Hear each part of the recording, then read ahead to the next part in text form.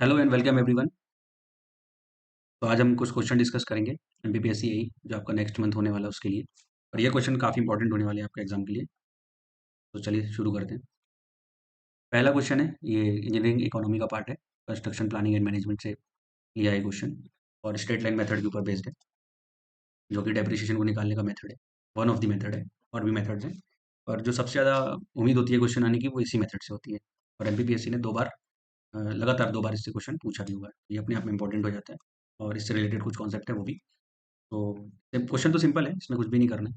अगर आपको डेप्रिसिएशन का फॉर्मूला स्ट्रेट लाइन मेथड से मालूम है, तो आप सिंपली इसको निकाल सकते हैं। डी डेप्रिसिएशन की वैल्यू जिसमें जो होती है, वो इनिशियल कॉस्ट या कॉस्ट ऑफ द प्रॉपर्टी और माइनस साल्वेज वैल्यू। और इसमें अपन नंबर ऑफ ईयर्स को डिवाइड कर देते हैं तो निकल के आ जाता है। तो 5 लाख में से अगर 2 लाख आप निकालोगे, माइनस करोगे, तो 3 लाख आएगा। और उसको 5 से डिवाइड कर दोगे नंबर ऑफ ईयर्स से, तो 60,000 इसका आंसर आ जाएगा। तो आंसर तो निकल आया, लेकिन इसके कॉन्सेप्ट भी कुछ इंपॉर्टेंट है, वो देख लेते हैं। तो स्ट्रेट लाइन मेथड में एक अजम्पशन होता है कि जो आपकी प्रॉपर्टी लॉस कर रही है, वो इक्वल अमाउंट से कर रही है हर साल। और फॉर्मूला इसका देख ही चुके हैं। फॉर्मूला अगर याद नहीं है तो आप इसको याद कर लेना, फॉर्मूला इंपॉर्टेंट है। डेप्रिसिएशन क्या होता है, डेप्रिसिएशन को समझने के लिए ये मैंने एक एग्जांपल लिया हुआ है यहाँ पे। डेप्रिसिएशन, अगर मैं आपसे पूछूं कि अगर आप इस नई मशीन की मुझे वैल्यू बताइए, तो जनरली ये 30-35 लाख रुपए की मशीन है। लेकिन अभी मैं आपसे पूछूं कि इसको आप कितने में खरीदोगे, या इसकी वैल्यू कितनी है, मार्केट वैल्यू कितनी है, तो वो 30-35 लाख रुपए से तो कुछ कमी होगी। तो जो इसमें कमी आई है इसकी वैल्यू में, और देखिए समझिए यहाँ से, decrease in the value of properties because of structural deterioration, wear and tear और डिके, इसको ही हम डेप्रिसिएशन बोलते हैं। अब इसमें एक नई टर्म और देखिए, यहाँ पे ऑब्सोलेंसेस आई है ये। तो डेप्रिसिएशन और ऑब्सोलेंसेस में भी आपको डिफरेंस पता होना चाहिए। डेप्रिसिएशन तो हमने समझ लिया, depreciation represent the decline in the market value of equipment due to age, wear, deterioration and obsolescences. तो डेप्रिसिएशन तो जनरली जो बात कर रहा है फिजिकल लॉस के बारे में बात कर रहा है। फिजिकल लॉस की वजह से जो उसकी प्रॉपर्टी में, प्रॉपर्टी की जो वैल्यू है या मशीन की जो वैल्यू है, वो कम हुई है। पर एक जो ये टर्म है ऑब्सोलेंसेस, इस ये यूज़ होता है जब वहाँ पे फंक्शनल लॉस हो जाता है किसी भी चीज़ का। जैसे ये फ़ोन है, ये नोकिया 1100 फ़ोन है। अब ये इतना यूज़ नहीं होता है। उसका रीज़न ये है कि अब ये इसने अपनी यूटिलिटी को खो दिया है, मतलब इसकी यूटिलिटी कम हो गई है। तो ये ऑब्सोल्यूट हो गया है। इसी तरह से अगर सिविल इंजीनियरिंग का कोई स्ट्रक्चर है, और वो अ, का डिज़ाइन जो है वो अप टू डेट नहीं है, तो वो भी ऑब्सोल्यूट हो जाता है टाइम के साथ। तो ये इंपॉर्टेंट टर्म्स थी क्वेश्चन से रिलेटेड। आई होप आपको समझ में आया होगा। नेक्स्ट क्वेश्चन मूव करते हैं। अब ये भी क्वेश्चन जो है वो इंजीनियरिंग, जो हमारा construction planning and management portion है, उससे लिया है मैंने। और यहाँ पे कॉस्ट ऑप्टिमाइजेशन जो कि सिलेबस में मेंशन है, वहाँ उसका उसका क्वेश्चन है ये, और क्रैशिंग की बात कर रहा है। तो आंसर फिर इसका देखेंगे, या देख ही लेते हैं। इसमें ये इसका चारों ऑप्शन आप पढ़ लीजिए, और जो भी आपको लग रहा है इसको लगा दीजिए। तो जो क्रैशिंग होती है, वो मिनिमम कॉस्ट स्लोप से हम चालू करते हैं। अब इसमें देखिए, ये काफ़ी ट्रिकी क्वेश्चन था, मतलब इसको पढ़ने के बाद इसमें दिमाग चलाना ज़रूरी है, जो कि एग्जाम हॉल में थोड़ा कम चलता है, हम सभी को मालूम है। इसका आंसर तो ये है। अभी आंसर तक हम कैसे पहुंचे उसको समझ लेते हैं। तो क्रैशिंग क्या होती है? क्रैशिंग होती है कि अगर हम, crashing of the project means to reduce the project completion time by adding extra resource to it. थोड़ा सा पहले सीपीएम कॉस्ट मॉडल को हम डिस्कस कर लेते हैं। तो सीपीएम कॉस्ट मॉडल में हमारा जो मेन ऑब्जेक्टिव है इसको स्टडी करने का, वो ये है कि हमको प्रोजेक्ट की कॉस्ट को रिड्यूस करना है। और जब हम प्रोजेक्ट की कॉस्ट को रिड्यूस करने जाते हैं, तो अगर मैं कॉस्ट तरफ, अगर यहाँ पे कॉस्ट ले लूँ और यहाँ पे टाइम ले लूँ या ड्यूरेशन ले लूँ एक्टिविटी का या प्रोजेक्ट का, अगर मैं किसी भी प्रोजेक्ट की टाइम को अगर कम करता हूँ, तो देखिए इसकी कॉस्ट ज़्यादा निकल के आ जाएगी, क्योंकि मुझे वहाँ पे एक्स्ट्रा रिसोर्स देने पड़ेंगे। और अगर इस कॉस्ट को मैं बहुत ज़्यादा भी, इस टाइम को मैं बहुत ज़्यादा भी कर देता हूँ, तो भी मेरी कॉस्ट है वो ज़्यादा निकल के आ जाएगी। तो यहाँ बीच में एक टाइम होगा, जो कि ऑप्टिमम टाइम होगा, जहाँ पे मेरी कॉस्ट मिनिमम निकल के आएगी। तो ये ऐसा ग्राफ बनता है इसका। प्रॉपर यू है, इन्वर्टेड यू, ये प्रॉपर यू है ये। तो यहाँ पे हमारा मेन ऑब्जेक्टिव है, ये हमें, हमारा मेन मकसद जो है सीपीएम कॉस्ट मॉडल को पढ़ने का, उसमें हमको अपनी प्रोजेक्ट की कॉस्ट डिक्रीज करनी है, कम से कम रखनी है, टाइम को ऑप्टिमम रखना है। तो ऑप्टिमम टाइम, मिनिमम कॉस्ट।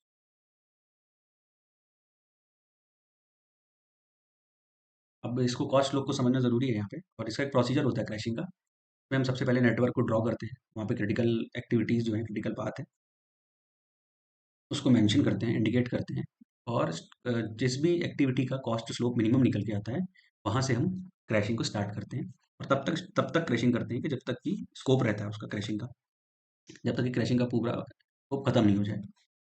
और इस तरीके से हम अपनी कॉस्ट को, प्रोजेक्ट की कॉस्ट को रिड्यूस करते हैं।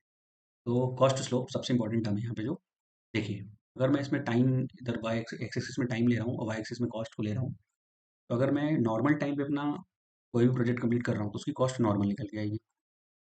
ये देखिए नॉर्मल, ये नॉर्मल टाइम, नॉर्मल कॉस्ट। और जब मैं इसी टाइम को कम कर रहा हूँ, मतलब क्रैशिंग कर रहा हूँ इसमें, तो क्रैश टाइम, इसकी जो कॉरस्पॉन्डिंग कॉस्ट है वो थोड़ी ज़्यादा निकल के आएगी। तो बस इस स्लोप को मैं लीनियर मान के, इसका ही स्लोप जो है वही मेरा कॉस्ट टाइम स्लोप या कॉस्ट स्लोप कहलाता है। और जिसकी वैल्यू होती है परपेंडिकुलर ऑन बेस। और यहाँ पर अगर मैं निकालना चाहूँ इसको, तो crashed cost minus normal cost on normal time on crash time, इससे निकल के आ जाता है। तो ये अगर मैं इसको ये भी लिख देता हूँ, क्रैश्ड कॉस्ट यहाँ पर निकल के आएगी, ये टाइम, मतलब पर यूनिट टाइम को डिक्रीज करने पे कॉस्ट कितना इंक्रीज हो रहा है, कॉस्ट स्लोप मुझे ये निकाल के दे देता है। चलिए अब क्वेश्चन में चलते हैं। देखिए क्या बोल रहा है। ऑन ओरिजिनल क्रिटिकल एक्टिविटीज पे तो होगी ही क्रैशिंग, ये तो बिल्कुल इंपॉर्टेंट है। Those that become critical at any stage of crashing in order of ascending cost slope, मतलब आपने मिनिमम कॉस्ट स्लोप से चालू किया, फिर बढ़ते गए। अब मिनिमम तो एग्जॉस्ट हो गया, दो दो पैरेलल एक्टिविटीज या दो पैरेलल आपकी क्रिटिकल एक्टिविटीज, क्रिटिकल पाथ निकल के आ गए। वो जो अब अगला कॉस्ट स्लोप होगा मिनिमम वाला, उसकी वैल्यू इससे ज़्यादा होगी, फिर उससे ज़्यादा, फिर उससे ज़्यादा, मतलब ये असेंडिंग ऑर्डर में कॉस्ट स्लोप बढ़ रहा है। इसका आंसर फर्स्ट निकल के आ जाएगा। आई होप आपको ये सारा कॉन्सेप्ट समझ में आया होगा सीपीएम कॉस्ट मॉडल का। मैंने ये जो भी इंपॉर्टेंट टॉपिक्स आपको दिए हैं तो ज़रूर आप पढ़ के जाइए।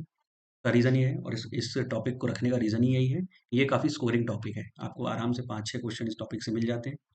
और जिसको आप कम टाइम में, एक एक से डेढ़ या 2 दिन में अगर आप क्वेश्चन प्रैक्टिस कर लेते हैं इसकी, थोड़े कॉन्सेप्ट को ब्रशअप करके, तो आप आराम से इसके क्वेश्चन बना सकते हैं। और ये प्रॉब्लम, ये जेड से काफ़ी क्वेश्चन आ रहा है, इसको ज़रूर देख कर जाइएगा। टाइप्स ऑफ फ्लोट, फ्लोट आपको पता होना चाहिए कि इंटरफेरिंग फ्लोट क्या होता है, टोटल फ्लोट क्या होता है, फ्री फ्लोट क्या होता है, इसको कैसे निकालते हैं। अगर एक बार आप पढ़ लेंगे अच्छे से तो आपको वो आ जाएगा, उसमें कोई प्रॉब्लम नहीं होगी। अगर दिक्कत होती है तो आप कमेंट सेक्शन में लिख दीजिएगा, मैं इसको भी समझा दूंगा। ठीक है, अगला क्वेश्चन है ये, हमारे ये जो इंजीनियरिंग में इक्विपमेंट यूज़ होते हैं वहाँ से ये क्वेश्चन, और इसके भी हाई प्रोबेबिलिटीज़ हैं आने के। इस पोर्शन से, पोर्शन को आप देख के जाइएगा। यहाँ मैंने कोशिश की है कि एक्टिवेटर से जितने भी क्वेश्चन बन सकते हैं उसको हम अपने ऑप्शंस के थ्रू कवर कर लें। तो पहले इस क्वेश्चन को देख लेते हैं। Which of the following excavator is most suitable for digging under water. देखिए अंडर वाटर की बात हो, और या तो फिर बिलो द अर्थ लेवल हो, ये अर्थ लेवल है, ओके, इसके नीचे अगर एक्सकवेशन की बात हो, खुदाई की बात हो, तो यहाँ पे ये जो इक्विपमेंट मैंने इसकी इमेज लगाई हुई है, ड्रैग लाइन बोलते हैं इसको। ये ड्रैगिंग ऑपरेशन होता है, ड्रैग के लिए यूज़ होता है। देखिए इसका, इसकी जो असेंबली ऐसी है, इसे ड्रैगिंग किया जा सकता है। तो आपको पहली बात तो इमेज से ही ध्यान रहेगा। और दूसरा फिर ये बिलो द अर्थ लेवल जब भी आता है तो आप ड्रैग लाइन ही टिक करके आएंगे वहाँ पे। अब आगे देख लेते हैं ड्रैग लाइन के अलावा भी। तो दूसरा ऑप्शन था हो। तो हो में यानी तो ये होता है, और हमारे इंजीनियरिंग में या अपने सिविल के काम में, सिविल वर्क्स में एक बैक हो करके मशीन यूज़ होती है, जिसको हम जानते तो बहुत अच्छे से हैं, पर हो सकता है नाम नहीं जानते हो। बैक हो मतलब ये जेसीबी, जेसीबी बोलते हैं जिसको, इसको बैक हो बोलते हैं। और ये इसका बैक पोर्शन है जहाँ से खुदाई हो रही है, इसलिए इसको बैक हो बोला जाता है। आगे डोजर लगा हुआ है, डोजर का काम क्या होता है, डोज करना। कोई भी एक अगर अर्थ फिल हुआ है और उसको आपको किसी दूसरे प्लेस तक ड्रैग करके ले जाना है, डोज करके ले जाना है डोजिंग एक्शन से, तो ये डोजर यूज़ होता है। अगला है क्लैम शेल। क्लैम शेल, ये देखिए ये है क्लैम शेल। इस असेंबली को क्लैम शेल बोलते हैं। क्लैम शेल कहाँ पर यूज़ होता है, जब भी आपको किसी किसी भी एक जगह से कुछ चीज़ पिक करके दूसरी जगह डालना है। जनरली रेलवेज में यूज़ होता है ये। रेलवेज में यूज़ आपने देखा होगा, अगर कहीं पे बलास्ट का स्टॉक है, और बलास्ट यानी गिट्टी, और उस स्टॉक से आपको बोगी में फिल करना है मालगाड़ी में, तो ये क्लैम शेल का यूज़ किया जाता है इंडियन रेलवे के द्वारा। अगला है ये, इस मशीन को मोस्टली लोगों ने देखा होगा कैनाल्स वगैरह में या रोड वर्क वगैरह में भी। तो ये इसको बोलते हैं पावर शॉवल। पावर शॉवल, हम इसको ही एक्सकेवेटर बोलते हैं इन जनरल टर्म्स। इसको लेमन टाइम में पोकलैन भी बोला जाता है। ठीक है, चलिए आगे बढ़ते हैं, इतना सफिशिएंट है इसके लिए, एक्सकेवेटर के लिए। हाँ, ये 2023 जो प्रिंसिपल ग्रेड 1 का आपका एग्जाम हुआ था, ये क्वेश्चन वहाँ पर पूछा गया था। सिविल सारी ब्रांचेस का था वहाँ पे, तो सिविल से ये क्वेश्चन पूछा गया था। अब देखिए इसका आंसर तो ये है, bulk excavation in loose soil below its own track level. हो गया, बिलो, बिलो ये कीवर्ड है इसका। और अगर अबव पूछता, अबव, तो यहाँ पर आ जाता मेरा ये वाला ऑप्शन, ये पावर शॉवल करके, पावर शॉवल। पावर शवल अब में यूज़ होता है। ये दो हो गया। तीसरा आपका ये site stripping, levelling, loading, hauling and discharging over long distance. तो इसमें तो देखिए कुछ भी हो सकता है। दो अगर डोजर डोजर भी इस तरीके का काम करता है।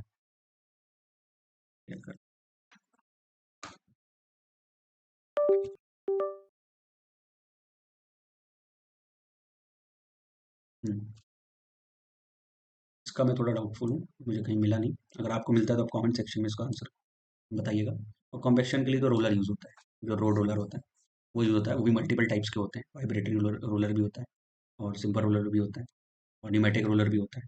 तो वो भी आप सॉइल में उसको देख सकते हैं। सॉइल सॉइल मैकेनिक्स में वो चीज़ आती है, कॉम्पैक्शन चैप्टर में। उसको आप वहाँ से पढ़ सकते हैं। नेक्स्ट है अब ये एक टर्म है, ये भी कंस्ट्रक्शन प्लानिंग और मैनेजमेंट का ही पार्ट है। Salvage value. साल्वेज वैल्यू क्या होती है? साल्वेज वैल्यू वो वैल्यू होती है किसी भी कमोडिटी की या प्रॉपर्टी की, जो कि ये एक एस्टिमेटेड वैल्यू होती है of built up property at the end of its useful life without being dismantled. मतलब कि हम उस प्रॉपर्टी की यूटिलिटी खत्म हो गई है, यूजफुल लाइफ उसकी खत्म हो गई है, तो अब हम उसकी वैल्यूएशन कर रहे हैं। उसको बोलते हैं साल्वेज वैल्यू। मतलब हमने उसको तोड़ा नहीं है, वो डिसमेंटल नहीं किया है, ये कीवर्ड है यहाँ पर, डिसमेंटल नहीं किया है, तब हम उसकी कर रहे हैं। मान लो कोई बिल्डिंग है बहुत पुरानी है, वो रहने लायक नहीं है, में खतरा है, अगर हम उसकी तब उसकी वैल्यू जाके निकालते हैं, तो उसको बोलेंगे हम साल्वेज वैल्यू। सेम टर्म्स है यहाँ पे। ये चारों ही ऑप्शन में कुछ ना कुछ क्वेश्चन है, चारों ही इंपॉर्टेंट है। देखिए, value of dismantle material of property at the end of it utility period. ये डिसमेंटल्ड है, डिसमेंटल्ड मतलब स्क्रैप वैल्यू है, स्क्रैप वैल्यू की बात कर रहे हैं। थर्ड है value of property shown an account book in that particular year. हर साल आप एक बुक बुक मेंटेन करते हैं, और उस पे जो वैल्यू लिखते हैं डेप्रिसिएशन माइनस करके ओरिजिनल कॉस्ट में से, वो बुक वैल्यू बोलते हैं। और फोर्थ है ये value of property when it is sold at lower price then market price. इसको बोलते हैं डिस्ट्रेस वैल्यू। अगर कोई मजबूरी में अपनी प्रॉपर्टी को कम दाम में बेच रहा है तो उसको डिस्ट्रेस वैल्यू बोलते हैं। देखिए, पहले डिस्ट्रेस वैल्यू पढ़ लेते हैं। A property's distress value refers to its worth or estimated market value when the owner is in financial distress and needs to sell it quickly. Distressed properties are typically sold for significantly less than fair market value. समझ में आ रहा है पढ़ के? अगर कोई किसी दूसरे रीजन के कारण उसको अगर फाइनेंशियल कोई प्रॉब्लम है, उसकी वजह से अपनी प्रॉपर्टी को कम दाम पे बेच रहा है, तो उसको डिस्ट्रेस वैल्यू बोलते हैं। स्क्रैप वैल्यू में क्या है? तो डिसमेंटल करके अपन जब बेच रहे हैं। सैल्वेज वैल्यू में without being dismantle. Book value हर साल जो बुक अकाउंट बुक में जो मेंटेन होती है, बुक वैल्यू वो होती है। बुक वैल्यू को निकालने के लिए जो इनिशियल कॉस्ट होती है उसमें डेप्रिसिएशन माइनस कर देंगे उस साल का, तो वो बुक वैल्यू निकल के आ जाएगी। चलिए आगे बढ़ते हैं। अब ये क्वेश्चन भी मैंने प्रीवियस ईयर से लिया हुआ है। तो जनरली क्या होता है कि ये क्वेश्चन बहुत सिंपल है, ये जनरल एप्टीट्यूड का क्वेश्चन है। तो पर एग्जाम में इतना प्रेशर रहता है कि हमको समझ में नहीं आता कि क्वेश्चन कहाँ से आ गया। तो कई बार क्या होता है, हम इसको छोड़ के आने की भी कोशिश करते हैं। तो आपको ऐसा नहीं करना है। आप जब एग्जाम हॉल में बैठेंगे, तो सबसे पहले तो आपको 1 घंटे में कोशिश ये करना है, इनिशियली 1 आवर में, कि पूरे 150 क्वेश्चन पढ़ के एक बार, और वन लाइन में जो क्वेश्चन है उनको आप टिक कर दो। उसके बाद सेकंड, इस तरीके के क्वेश्चन ढूंढो जो सॉल्व किए जा सकते हैं। देखिए, ये बहुत सिंपल क्वेश्चन है, इसको समझते हैं। In an excavation of 3,000 cubic meter of common earth for a canal project, 6 men can be effectively employed for the job. If an output of a man is taken as 100 cubic meter per day, the duration of excavation 3,000 metre cube का total काम करना है, और 6 आदमी लगे हुए हैं, और एक आदमी 100 क्यूबिक मीटर करता है। तो टोटल पूछ रहा है दिन कितने लगेंगे, तो 3,000 6 इंटू 100, ये 5 डेज निकल के आ जाएगा इसमें। सिंपल क्वेश्चन था। ये भी प्रीवियस ईयर का क्वेश्चन है। तो ये बेंडिंग इक्वेशन पूछ रहा है हमसे, तो इसका आंसर तो ये हो जाएगा m/i sigma y y equal to E/r। और बाकी ये दो ऑप्शन किसी मतलब के नहीं है, गलत सलत दिए हुए हैं। ये देखिए, ये भी एक इक्वेशन है, इसको टॉर्शनल इक्वेशन बोलते हैं। ये भी आपको बिल्कुल बाय हार्ट होनी चाहिए। दोनों ही इक्वेशन बहुत इंपॉर्टेंट है, ना सिर्फ एई जेई, सभी एग्जाम्स के लिए इंपॉर्टेंट है। तो ये देखिए, m/i sigma y y E/r, एक एक टर्म का आपको मतलब पता होना चाहिए। इसमें भी T/j टाउ/r g θ/l, ये टॉर्शनल इक्वेशन मैंने आगे सामने समझा दिया है। देखिए, तो थोड़ा क्या है, आप एनालॉजी क्रिएट करके याद करने की कोशिश कीजिए, तो ईज़ी हो जाता है लॉन्ग टर्म याद रखने के लिए। यहाँ पे बेंडिंग मोमेंट की बात कर रहे हैं, यहाँ पे टॉर्क की बात कर रहे हैं, यहाँ पे आई, ये भी आई है, ये भी एक जियोमेट्रिक प्रॉपर्टी है जिसको मोमेंट ऑफ इनर्शिया बोलते हैं। और जे है ये यहाँ पे क्योंकि सर्कुलर बार यूज होते हैं टॉर्शन में, तो यहाँ पे polar moment of inertia use होता है, जे। देखिए, सिग्मा में स्ट्रेस की बात कर रहा है, ये भी यहाँ शेयर स्ट्रेस की बात कर रहा है। वाई भी डिस्टेंस है, ये भी डिस्टेंस है, रेडियस। ई जो है ये मटेरियल की प्रॉपर्टी है, जी यहाँ पे मटेरियल की प्रॉपर्टी है, आर रेडियस है, ये वन, ये भी एल, ये भी लेंथ है, रेडियस। इस तरीके से एनालॉजी क्रिएट करके याद रखिए तो ज़्यादा लॉन्ग टर्म आप याद रख पाएंगे। एक बार आप इसको फिर से रीड करिएगा। अब ये क्वेश्चन जो है वो रेलवे इंजीनियरिंग से, रेलवे इंजीनियरिंग के 6 या 7 क्वेश्चन आए थे 2021 में, तो ये इंपॉर्टेंट हो जाता है। तो इसका आंसर तो सिंपल ही है। इसमें पूछा है fish plate used in Indian railways should have the carbon content. Carbon content पूछ रहा है फिश प्लेट में। फिश प्लेट क्या है पहली बात तो? फिश प्लेट, ये डायग्राम में देखिए, फिश फिश प्लेट जो है वो दो रेल्स को जोड़ने के लिए यूज होता है। फिश प्लेट भी दो टाइप की होती है, ऑर्डनरी फिश प्लेट और कंपाउंड फिश प्लेट, यानी combination fish plate. Ordinary fish plate में क्या होता है, सेम रेल सेक्शन यूज करते हैं। जैसे जो अभी इंडियन रेलवे में जो चल रहा है वो 60 kg का रेल सेक्शन यूज हो रहा है। तो 60 kg और 60 kg के अगर रेल सेक्शन को हमको जोड़ना है और टेम्पररी जोड़ना है, परमानेंट के लिए तो हम वेल्ड कर देंगे उसको, तो वहाँ पर ऑर्डिनरी फिश प्लेट यूज़ करेंगे, या 52 और 52 को जोड़ना है। कॉम्बिनेशन या कंपाउंड, कॉम्बिनेशन इसका टेक्निकल नाम है, फील्ड में कंपाउंड चलता है। कॉम्बिनेशन फिश प्लेट का हम वहाँ पर यूज़ करेंगे जहाँ पर अलग अलग सेक्शन है। जैसे एक सेक्शन है 60 kg का, एक सेक्शन है 52 kg का। यहाँ पे अगर हम यूज़ करेंगे तो यहाँ पे हम कंपाउंड फिश प्लेट या कॉम्बिनेशन फिश प्लेट का यूज़ करेंगे। अगला वेल्डेड जॉइंट, मैंने आपको बताया वेल्ड परमानेंट जॉइंट होता है। वेल्ड भी इंडियन रेलवेज में दो तरीके से होता है, तो एटी वेल्ड होता है और एक एफ बी वेल्ड होता है। एटी वेल्ड होता है एल्यूमिनो थर्मिट वेल्ड, ये थर्मिट वेल्डिंग होती है और ये केमिकल वेल्डिंग का पार्ट है। इसमें हम केमिकल यूज़ करते हैं, आयरन और एल्यूमिनियम यूज़ करते हैं। एल्यूमिनियम का रेशियो और आयरन का रेशियो अगर F E A L ratio देखा जाए तो ये 1:3 होता है। इंसुलेटेड जॉइंट और ग्लूट जॉइंट ये दोनों ही सेम कैटेगरी में आते हैं। यहाँ पे मैंने बनाया हुआ है इसका डायग्राम। इंसुलेटेड जॉइंट क्या होता है, जैसे यार्ड्स हैं जो हमारे स्टेशन होते हैं, तो उसको हम यार्ड बोलते हैं। स्टेशन में अगर हमको इंसुलेटेड जॉइंट क्रिएट करना है तो हम ये इस तरीके का इंसुलेशन मटेरियल यूज़ करते हैं। वहाँ पर यूज़ करते हैं जहाँ पर ट्रैक सर्किट एरिया होता है।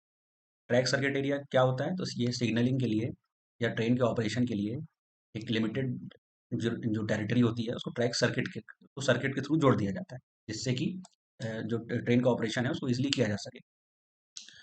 तो जो नॉन इम्पोर्टेंट लाइन या नॉन रनिंग लाइन या लूप लाइन्स होती है वहाँ पे इंसुलेटेड जॉइंट का यूज़ किया जाता है। जो रनिंग लाइन होती है, इंपॉर्टेंट लाइन होती है, वहाँ पे ग्लूट जॉइंट, ग्लूट यानी ग्लू, ग्लू वाला, देखिए ग्लू दिख भी रहा है आपको, ग्लूट जॉइंट ये यहाँ पे ये दोनों ही ट्रैक सर्किटेड एरिया में इंसुलेटेड जॉइंट बनाने के लिए यूज़ किया जाता है। अगला है स्विच एक्सपेंशन जॉइंट, SEJ बोलते हैं इसको। ये आपका ट्रेन जो रेल है, रेल्स हैं जो, उसके ब्रीदिंग के लिए या उसको बोलना चाहिए कि जो टेम्परेचर की वजह से जो भी एक्सपेंशन और कॉन्स्ट्रक्शन कॉन्ट्रैक्शन हो रहा है उसको काउंटरेट करने के लिए ये लगाया जाता है। ये LWR CWR के एंड में लगाया जाता है। LWR होता है लॉन्ग वेल्डेड रेल, ये होता है कंटिन्यूअस वेल्डेड रेल। इनके एंड में लगाया जाता है टू कंपनसेट द टेम्परेचर और to accommodate temperature effect on rails. क्योंकि हमको मालूम है ये मेटल है, अगर हम कंटिन्यूअस, आप खुद ही सोचो ना कि अगर हम कंटिन्यूअस इसको ऐसे कंटिन्यूटी रखेंगे इसमें, कितनी ज़्यादा हीट की वजह से एक्सपेंशन और कॉन्ट्रैक्शन हो गया और इससे कितने ही स्ट्रेस जनरेट होंगे, तो उस स्ट्रेस को कहीं ना कहीं तो रिलीज करना होगा, तो उसके लिए हम खुद से ही जॉइंट प्रोवाइड करते हैं। ये भी मल्टीपल टाइप्स के होते हैं पर वो आपके लिए इंपॉर्टेंट नहीं है, जो इंपॉर्टेंट जितना था उतना मैंने बता दिया। लास्ट है गैपलेस या मशीन जॉइंट। ये आपका जो क्रॉसिंग होता है टर्न आउट पोर्शन में उसके पीछे दिया जाता है गैपलेस, में जीरो गैप लेके चलते हैं, बस नहीं इंपॉर्टेंट है। एक बार फिर से देख लेते हैं। आपकी फिश प्लेट यूज़ होती है। अब फिश प्लेट में भी दो टाइप की फिश प्लेट होती है। देखिए ये 1 मीटर की फिश प्लेट यहाँ पर यूज़ की गई है, उसमें 6 नंबर ऑफ बोल्ट्स हैं। ये मैं इसलिए बता रहा हूँ क्योंकि मैंने कई जगह पे देखा है, ये क्वेश्चन आया है कि फिश प्लेट में कितने बोल्ट यूज़ होते हैं, तो 4 भी होते हैं और 6 भी होते हैं। 6 का मैं आपको डायग्राम दिखा रखा है मैंने, आप 4 का खुद भी देखना। 4 की फिश प्लेट जनरली अब मेन लाइन में यूज़ होना बंद हो गई है, ये लूप लाइन में यूज़ होती है, मेन लाइन में ये होती है। लेकिन अभी सिलेबस में यही सब चल रहा है, तो अगर 4 आता है ऑप्शन में तो 4 लगा देना, 6 आता है तो 6 लगा देना। देख लेना ये क्या पूछ रहा है, कि अगर ये तो नहीं पूछ रहा है कि मतलब लंबी वाली फिश प्लेट में कितने होते हैं, तो एक बार आप इसको देख लेना क्वेश्चन ध्यान से पढ़ के। आई होप ये क्लियर हो गया होगा। आगे बढ़ते हैं।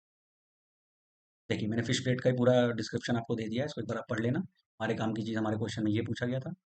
और फिश प्लेट को फिश प्लेट इसके फिश टाइप के सेक्शन के कारण बोलते हैं, और ये सब आपके लिए कुछ भी इंपॉर्टेंट नहीं है, और मुझे नहीं लगता अभी ये सभी दोबारा पूछेगा, कुछ भी नहीं, बस इतना ही इंपॉर्टेंट। एक बार आप पढ़ लेना। अब यहाँ पर पूछ रहा है, ये MPPSC AE में भी पूछा गया है, UPPCL JEE में भी देखिए MPPSC जो है वो बहुत स्मार्टली प्ले करता है। जैसे ये यूपी का एग्ज़ाम है, ये 2020 में आप मैंने नोटिस किया है कि अगर ये जनवरी में कोई बोर्ड अगर जनवरी में एग्जाम ले रहा है और हमारा एग्जाम जुलाई में है एमपीपीएससी का, तो वहाँ से क्वेश्चन पिक करता है। ईएससी से भी पिक करता है। मैं आपको और अभी जब आगे लेक्चर्स लूंगा तो उसमें मेंशन भी करूंगा कि ईएससी का कौन सा क्वेश्चन लिया है। Technical as well as non technical current affairs के भी क्वेश्चन उठाता है ईएससी। चलिए, इसका आंसर तो मोस्टली लोगों को पता होगा, 275 25 13। नहीं पता तो इसको बिल्कुल भाई याद करके पी जाओ, वोट के पी जाओ एकदम।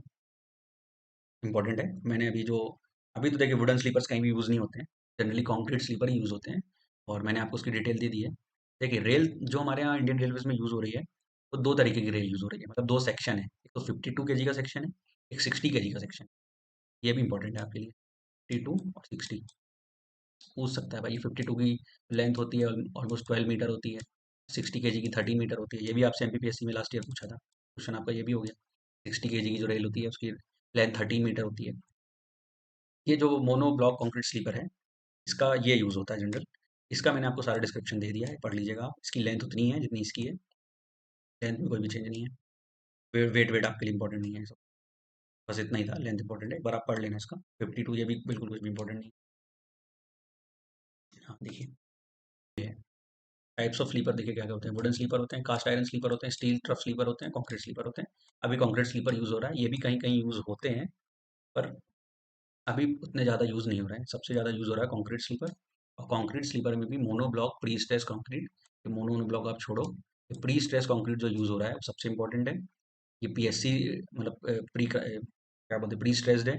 देखिए प्री स्ट्रेसिंग ऐसे होती है इसकी, लगने के बाद ऐसा लगता है और लगने के पहले ऐसा लगता है।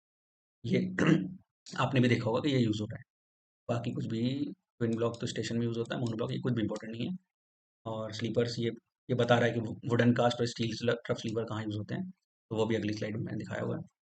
देखिए, ये वुडन स्लीपर पहले यूज़ हुआ करते थे, इसमें स्पाइक्स यूज़ होती थी। स्पाइक्स आप लोगों ने पढ़ा होगा, अगर रेलवे को अच्छे से पढ़ा है तो। अभी ये पीएससी स्लीपर यूज़ हो रहा है, कंक्रीट स्लीपर। तो इसमें ये तो रेल हो गया, रेल सेक्शन हो गया। ये 52 kg या 60 kg कोई सा भी हो सकता है। ये स्लीपर हो गया आपका।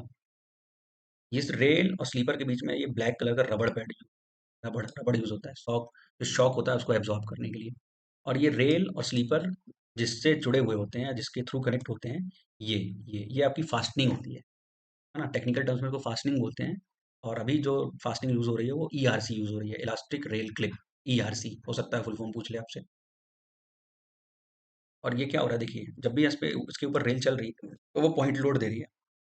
तो इस पॉइंट लोड को ये इस तरीके से हमारे देखिए स्लीपर इसको क्या है, एरिया इसका बढ़ा दे रहा है। स्ट्रेस कम हो जा रही है, स्ट्रेस डिस्ट्रीब्यूट हो जा रही है। और हमारा ये सेक्शन भी ऐसा है।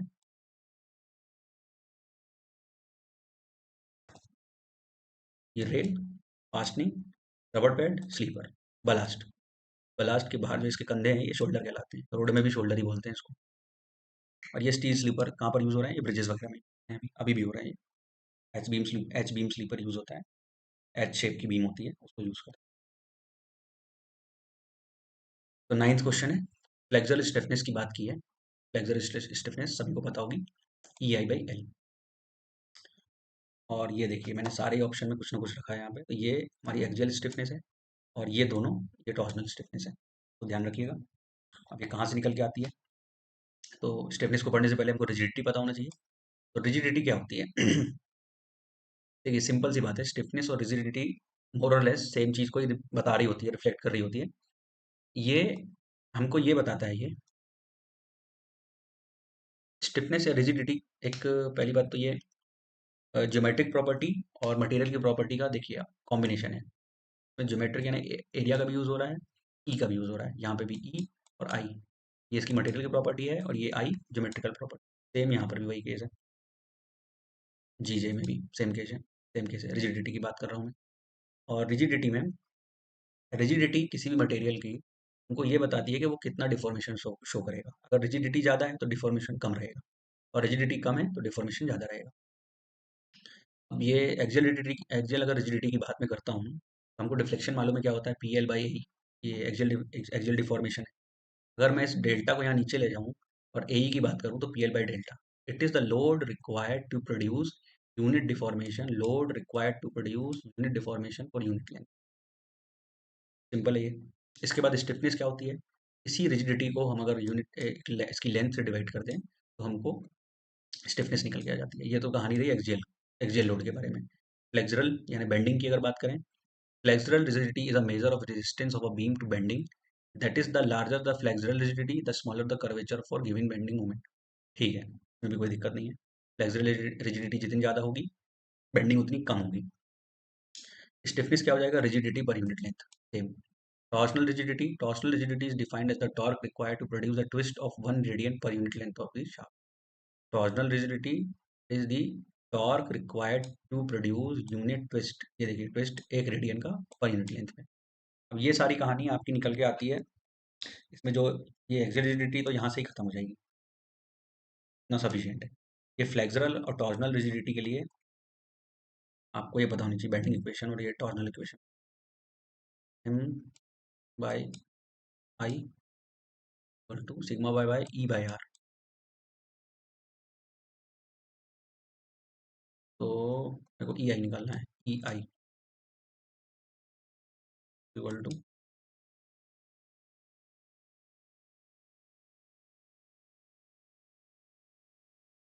रिजिडिटी भी, टॉर्सनल रिजिडिटी भी हमारी टॉर्सनल इक्वेशन से निकल के आती है और ये बेंडिंग इक्वेशन से निकल के आती है। इसलिए bending equation torsional equation by heart होनी चाहिए। तो काफ़ी क्वेश्चन बन जाते हैं। चलिए, आखिरी क्वेश्चन है, लास्ट क्वेश्चन है। तो for a given material if E G mu and K are Young's modulus of elasticity, modulus of rigidity, Poisson ratio, bulk modulus, then the relation. तो ये सारे ही रिलेशन आपको याद होने चाहिए, तीनों ही सही है, जानबूझ कर रखे हैं मैंने इसको। तो आप बिल्कुल याद कर लीजिए, इससे क्वेश्चन घुमा फिरा के पूछता रहता है सभी एग्जाम में। म्यू की वैल्यू आपको दे देगा या मटेरियल बता देगा, उसके हिसाब से आपसे पूछ लेगा। ये म्यू, ई, जी, के, बिल्कुल इनको आपको याद रखना है। और ये आपके एग्जाम में इससे कहीं ना कहीं क्वेश्चन बनेगा ही। अभी जो प्रिंसिपल ग्रेड 1 का एग्जाम हुआ था उससे उसमें भी बना था इससे क्वेश्चन। आप बिल्कुल मानकर चलिए कि जितने भी 10 क्वेश्चन मैंने डिस्कस किए हैं ये बहुत इंपॉर्टेंट है। ये तो मैंने आपको बता दिया है, थोड़ा टेक्नोलॉजी जो कॉन्स्टेंट है उसकी वजह से उतने अच्छे से मैं एक्सप्रेस नहीं कर पा रहा हूँ। लेकिन आप समझ जाइए इन शॉर्ट कि ये जो मैं जिस तरीके से आपको बता रहा हूँ क्वेश्चन, आपको भी ऐसे ही तैयार करने हैं क्वेश्चन। ये नहीं कि सिर्फ उनको बैठ के रट्टा नहीं मारना है, हमको कॉन्सेप्ट भी समझते जाना है साथ साथ। तो थैंक यू। अगर कोई डाउट है और या आप मुझसे कुछ और जानना चाहते हैं किसी भी सब्जेक्ट से रिलेटेड या किसी भी टॉपिक से रिलेटेड, सिविल इंजीनियरिंग के साथ साथ अगर एमपी जीके जो हमारा जनरल सेक्शन है उसका भी आप कुछ पढ़ना चाहते हैं तो आप मुझे कमेंट सेक्शन में बताइए। मैं अपनी पूरी कोशिश करूंगा कि जितना नॉलेज मुझे है मैं आपके साथ शेयर कर सकूँ। Thank you.